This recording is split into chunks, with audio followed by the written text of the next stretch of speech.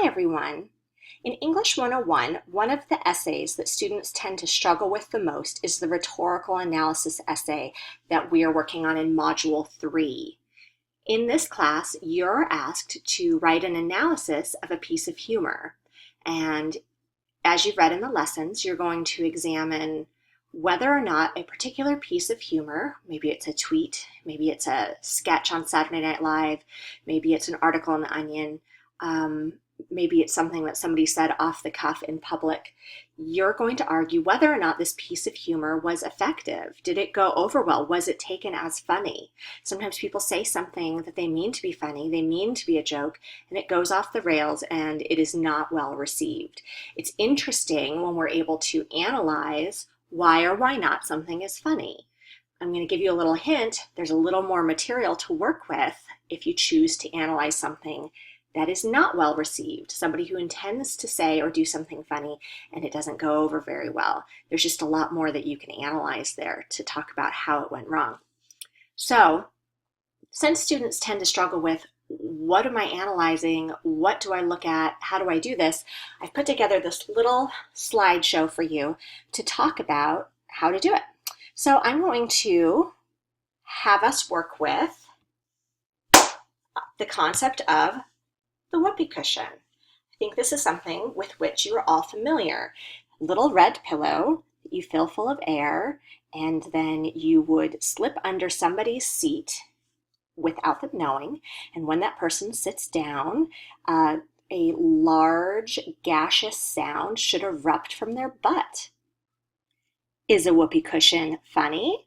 Well, let's talk about that today and decide whether or not a whoopee cushion is funny, is not funny, or whether it depends on multiple factors. Okay, so first thing we're going to talk about is something that I want you to do when you are researching and gathering your notes for your rhetorical analysis. So I want you to think about what type of humor this is. What type of humor is a whoopee cushion that we're using as an example? If you need a list of terms for humor, go back to the Module 3 lesson titled Humor Terms. We had you define 5 humor terms, including satire. So, whoopee cushion. Primarily, a whoopee cushion is what is called sophomoric humor, defined as juvenile, puerile, base comedy that would normally be expected from an adolescent. That is a fancy way of saying teenagers and 12-year-olds think fart jokes are funny. This is sophomoric humor. You could also possibly argue, depending on how the fart joke plays out, that this could fall into the category of slapstick humor, which is exaggerated physical activity which exceeds the boundaries of normal physical comedy. So it could possibly go into slapstick humor. When you choose the piece of humor that you want to analyze, I want you to ask yourself, what kind of humor is this? And define it, because it's really important that you know what kind of humor it is, because that's going to have an impact on whether or not that humor is going to be well received. So now we're back to this question. Is this funny? Is a whoopee cushion funny? That's actually a more complicated question than you might think. Why? Okay, so let's go over why. First, you're going to need to consider who deployed the whoopee cushion, or in your case, who said or did the funny thing. And we also need to consider who sat on the whoopee cushion. So who was the object of this joke? For me, I'm looking at who sat on the whoopee cushion. For you, you may be looking at who was the object of that tweet, who was being made fun of in that article printed in The Onion. What was the context? So what was happening at the time and where did this take place? And who was the audience of the joke? So who witnessed it? Now, also think about with audience, there's who you intend to see the joke, and then sometimes, because we live in a digital age, a joke may get out of hand and it may reach a much wider audience that it was not intended to reach. All of that should be taken into consideration. So after we consider each of these points, we could decide whether or not a specific whoopee cushion joke was funny. Okay, so let's start with number 1. When you are writing about literature or a written text, you'll often hear teachers refer to somebody as the speaker. So in this, I'm going to say the speaker or the actor, the person who on your account, maybe wrote the tweet or wrote the Onion article. And here we're going to be looking at who said or did the funny thing. So who deployed the whoopee cushion? Was the joke performed by that one nerdy uncle in your family? And you could feel yourself rolling your eyes right now like, Uncle Hector, he's so annoying. Maybe that guy is so annoying that no matter what joke he pulls, you're not going to laugh at it. Or was it performed by somebody who has great ethos or credibility in your book? For me personally, I could just see Will Ferrell's blank face and I will laugh. He has a lot of humor ethos with me and he cracks me up. So he could probably pull off a really dumb joke like a whoopee cushion joke, and I, as an audience member, would find it funny. So when you take notes on your rhetorical analysis, consider the speaker and his or her ethos or credibility. Do we like this person? Does it make sense that they're making this joke? Okay, next up is context. What is going on? Where is the joke taking place? If you're looking at tweets, you're probably going to have to look at the year, the political climate, what's going on at a specific time. Right now, as I'm writing this in 2017, the summer of 2017, somebody might be making a joke about Black China and that one Kardashian dude. I don't actually know what's happening. I just know that there's a thing going on in 2017. Will that joke that somebody tells still be funny in 5 years? Probably not unless you look at the context. Okay, going back to the whoopee cushion.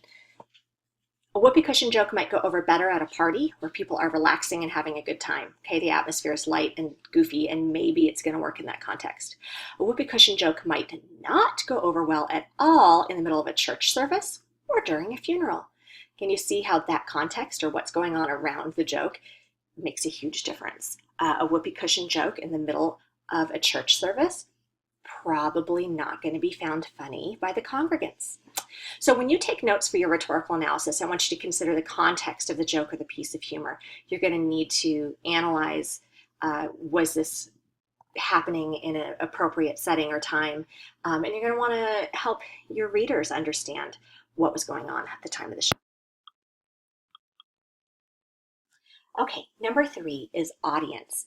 When you are taking notes for your rhetorical analysis, you're going to want to ask yourself who read, who watched, or who listened to this piece of humor or this joke. Not only do you want to analyze who the intended audience was, so if I'm tweeting, I'm expecting a certain group of people who follow me to see my tweet.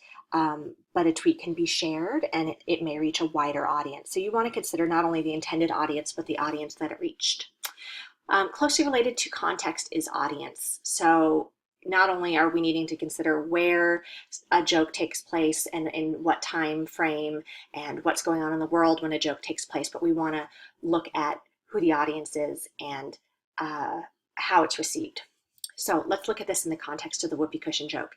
Okay, if the audience of a whoopee cushion joke was 8 14-year-old boys, no matter what the context, they might have found a good old-fashioned fart joke hilarious. So if you had a pew full of 8 14-year-old boys and somebody set off a whoopee cushion during a church service, they probably would have found it hilarious, whereas other audience members within that congregation maybe less so, like one of their mothers might not have found it so funny. Did somebody try a whoopee cushion joke on his blind date? So he's never met this woman before and they go on a date and he puts a whoopee cushion under her chair at a restaurant. Maybe that will work, and if so, that is one lucky dude and he should probably try to convince that person to stay with him for the rest of his life. But chances are the first time you meet somebody, that's not the appropriate audience for a whoopee cushion joke. On a date, romance. Whoopee cushions don't say romance. So anyhow, consider audience and context kind of hand in hand when you take notes for your rhetorical analysis. Okay, number 4 is on whom was the joke played. Not all of you will have a target, but many of you, when you're doing a research, let's say you're reading an Onion article, it could be about an actual politician. Tweets are frequently tweeted, sentiments are tweeted about other people. Is there a target? If there is, you're going to want to consider who that person is and how the audience feels about the target of the joke. So look at it this way. Was the target a politician that maybe there's, 50% of the nation opposes? Or was the joke about the child of the politician? Generally, no matter how much people dislike a particular politician, children should be off limits. Most people feel that way. So, is the target of the joke, do we feel that they deserved it, or did it go too far? Okay, so consider it all together. You've taken all your notes, you've looked at all those different aspects. Okay, so if we look at everything all together in the whoopee cushion arena, did your annoying uncle slip a whoopee cushion under your mom's seat at your grandmother's wake? Huh.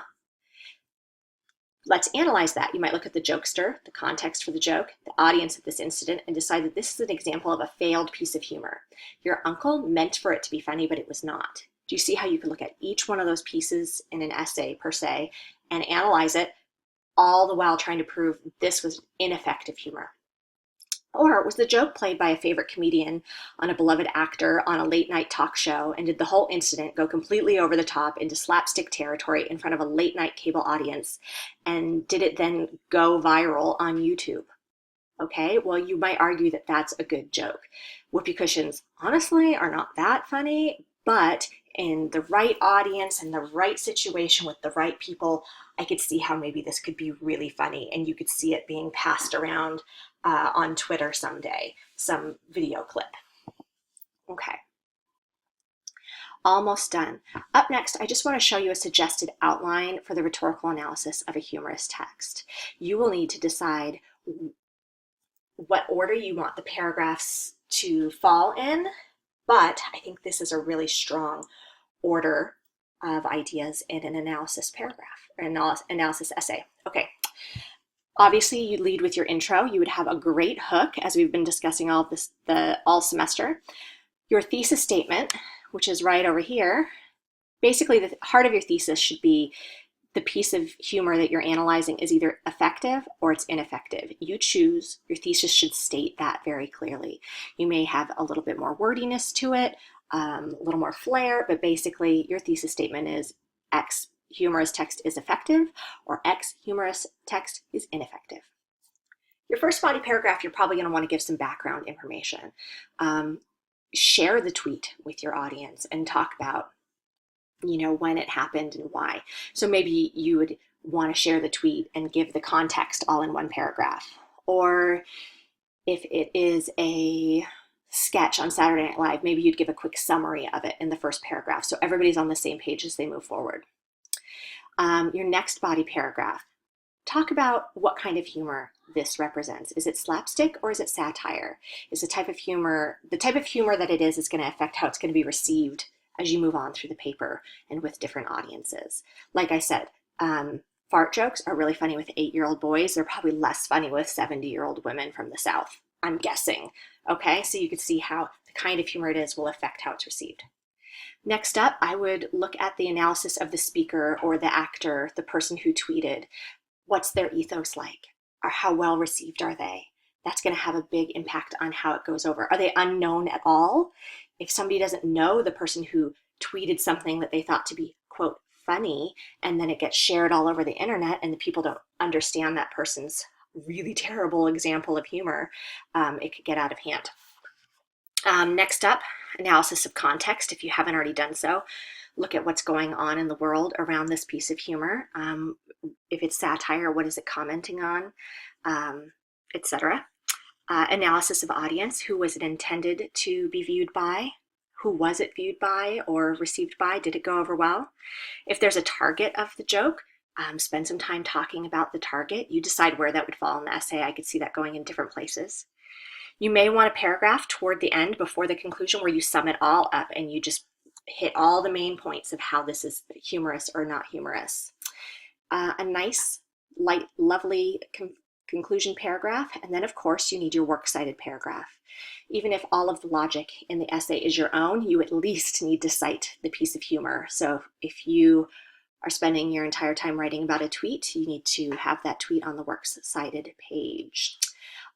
Okay, that is an example of how you would choose something funny and look at it from different angles and gather your ideas and then how you might organize your argument for a rhetorical analysis. As always, email your instructor if you have questions. Share your thesis with your instructor.